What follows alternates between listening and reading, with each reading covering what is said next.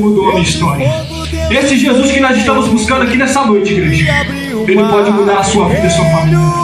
Eu achava que não tinha mais jeito pra mim, mas Ele mostrou que tem e mudou a minha história. Porque aí fora no mundo é tudo ilusão. Satanás te oferece os seus manjares pra lá na frente te derrubar, pra te destruir, pra destruir sua casa e sua família. Mas Jesus disse: eu vim para que tenha vida em abundância.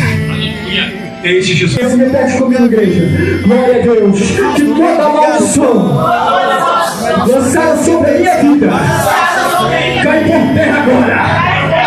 Miqueias 5:12.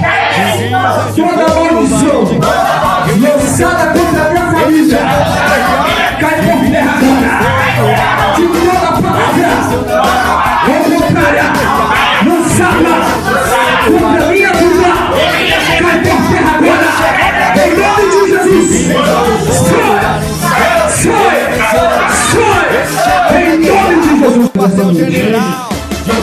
A igreja da verdade tinha paz. Assim diz o Senhor: eis que trarei paz sobre este lugar. Eis que crescerá em número essa igreja.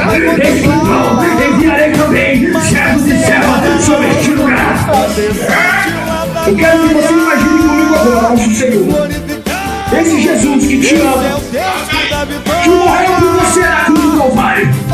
Ele não ficou por você tinha Ele morreu por você. Ele sabia que nós ia falhar. Ele carregou aquela cruz pesada. Foi muito você. O nome dele é Jesus de Nazaré. Ele é o caminho, a verdade e a vida. Ninguém vem no Pai, não seu por ele. Glória a Deus. Deus de fogo, aleluia, que te chama pelo Ele é Deus e não há outro como Ele. Ele é fiel testemunha. O que era, o que é, o que está de fim, o ômega, o alfa, o caminho, a verdade, o princípio, o fim, estrela da manhã. Este calor agora vive pelo século do século, igreja. Glória a Deus. Glória, glória, glória, glória, glória, glória, glória, glória, glória ao Pai, glória ao Filho, glória ao Espírito Santo de Deus. Deus é grande Pai. Hoje Ele vive e reina. Ele é o Senhor e não há outro como Ele.